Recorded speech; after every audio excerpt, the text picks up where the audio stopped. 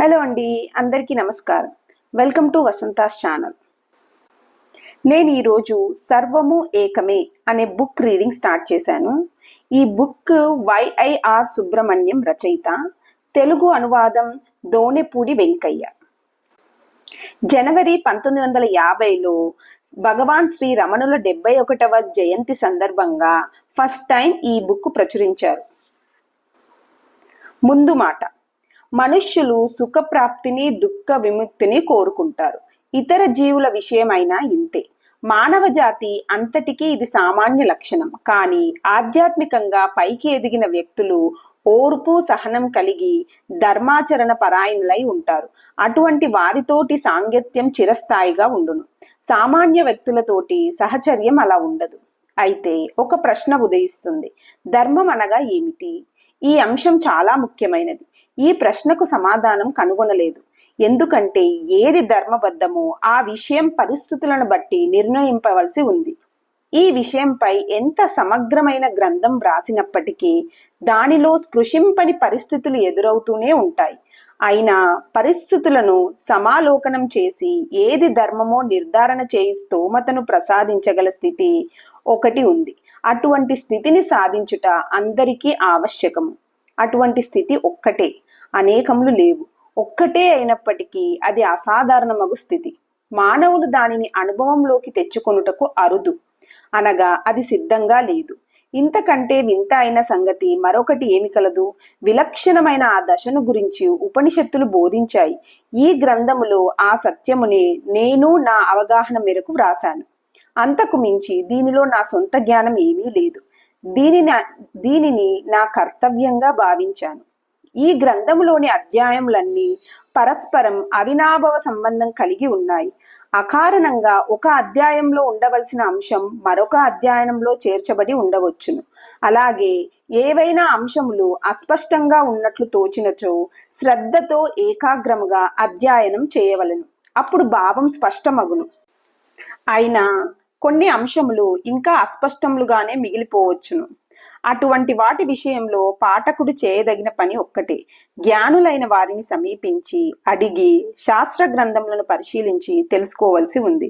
అప్పుడు విషయం తేటతెల్లమగును. ఓ జగన్మాత, సద్గురు స్వరూపిణి, మమ్మల్ని రక్షించుము. ఇట్లు రచయిత. ఫస్ట్ పార్ట్: ఏకత్వము. నీవు చూసే జగత్తు, జగత్తును చూస్తున్న నీవు సమస్తము ఏకమే. నేను, నీవు, వాడు, ఆమె, అది అని నీవు భావించేవన్నీ ఒక్కటే. చైతన్యం గల ప్రాణులుగా వేటిని నువ్వు భావించుచున్నావో, మరియు నేల, గాలి, నిప్పు, నీవు మొదలైన వేటిని నీవు జడములుగా భావించుచున్నావో ఆ సమస్తము ఏకమే. సమస్తము ఏకము అని భావించుట వలన నీకు మేలు జరుగును. దేనికి అది ఒకదానికంటే మరొకటి భిన్నమైనది అని భావించుట వలన అటువంటి మేలు నీకు సమకూరదు. కనుక సర్వము ఏకమే. సర్వము ఏకమే అని భావించుట నీకు మంచిది, ఇతరులకు కూడా మంచిది. అందుచేత సర్వము ఏకమే. నేను వేరు, నీవు వేరు, వాడు వేరు ఈ విధంగా భావించువాడు తన పట్ల ఒక విధంగాను ఇతరుల పట్ల మరొక విధంగాను వ్యవహరించును. అతడు అలా వ్యవహరించుట అనివార్యము. నేను వేరు, ఇతరులు వేరు అనే తలపే బీజము.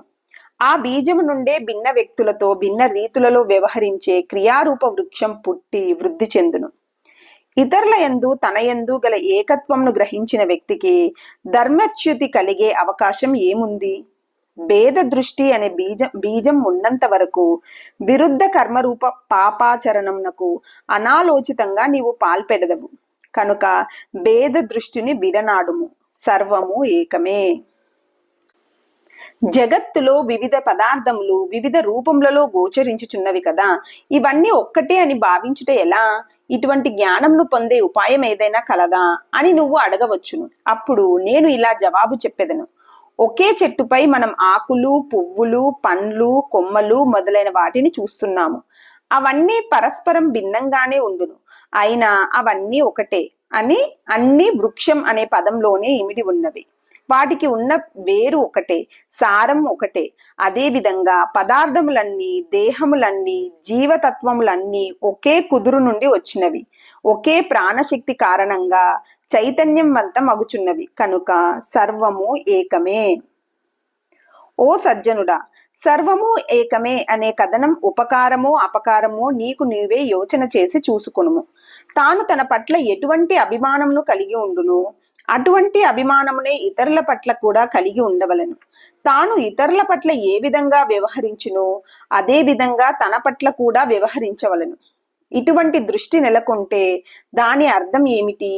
అటువంటి వ్యక్తి ఇతరులందరినూ తానే అని ఎరిగినవాడు, తాను అనగా ఇతరులు కూడా అని ఎరిగినవాడు. అతనికి ఇక ఏ పాపమైనా ఏ దోషమైనా అంటగలదా?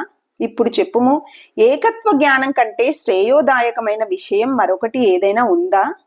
ఏ ఇతరములు అయినా పద్ధతులు ఇంతకంటే ఎక్కువ మేలు చేకూర్చలేవని స్పష్టంగా చెప్పవచ్చును. ఇతరులను చూసి వారు తన స్వరూపమే అని, అన్యం కాదు అని గ్రహించిన వ్యక్తి తనను తాను ప్రేమించిన దానికంటే తక్కువగా ఇతరులను ప్రేమించగలడా? కనుక సర్వము ఏకమే అని భావించుము. ఏకాత్మ రూపములుగా సర్వులను ప్రేమించుము. యథార్థమునకు సర్వము ఏకమే. ఏకత్వ దర్శనము గలవానికి పరమశాంతి లభించును, పావిత్ర్యము సిద్ధించును. వాటిని మరెవ్వరు పొందగలరు? అతనికి ఏ చింతలు లేవు. అందరి యొక్క శ్రేయస్సు అతని యొక్క శ్రేయస్సే. తల్లి ఎలా భావించును? తన సంతానం యొక్క క్షేమమే తల్లి యొక్క క్షేమం. అయినప్పటికీ తల్లి యొక్క ప్రేమలో కొంత అసంపూర్ణత మిగిలి ఉంది. తల్లి తాను వేరు, తన సంతానం వేరు అని భావించును. జ్ఞాని విషయం అలా కాదు. జ్ఞాని సర్వాత్మ భావన కలవాడు, సర్వము ఏకమే అని ఎరిగినవాడు. అటువంటి జ్ఞాని యొక్క ప్రేమ తల్లి ప్రేమ కంటే అతిశయమైనది. ఏకత్వ దర్శనం ద్వారా మాత్రమే అటువంటి ప్రేమ సిద్ధించగలదు. అందుకు మరో మార్గం లేదు. అందుచేత సర్వము ఏకమే. జగత్తు యావత్తు నశించని నీ శరీరంగా భావించుము. యావత్ విశ్వంనకు నీవు శాశ్వతమైన జీవముగా భావించుము. ఇలా చేయుట వలన నీకు ఏమైనా కీడు జరగగలదా చెప్పుము. నిరపాయమైన దారిలో ముందుకు వెళ్ళుటకు ఎవరైనా భయపడుదురా? ధైర్యం వహింపుము. వేదములు ఈ సత్యమునే బోధించుచున్నవి. నీవు తప్ప వేరెవ్వరూ లేరు. శ్రేయస్సు అంతా నీదే. అవును, నీవు స్వయంగా శ్రేయో రూపుడవు అయ్యదవు. నీ వలన ఇతరులు పొందే లాభం అంతా నీకు లాభమే. తన దేహమునకు తన ఆత్మకు తాను కీడు చేసుకొనువాడు ఎవడైనా ఉండునా? దేహమునకు ఏదైనా వ్రణం లేచినచో దానికి చికిత్స చేయుదుము. ఆ చికిత్స బాధాకరంగా ఉండవచ్చును, అయినా అది మేలు చేయుటకే చేయబడును.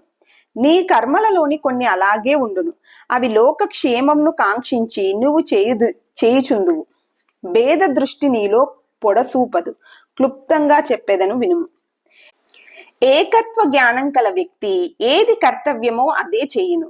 నిజమునకు ఏకత్వ జ్ఞానమే కర్మ ప్రవణుడు అగుటకు అతన్ని ప్రేరేపించును.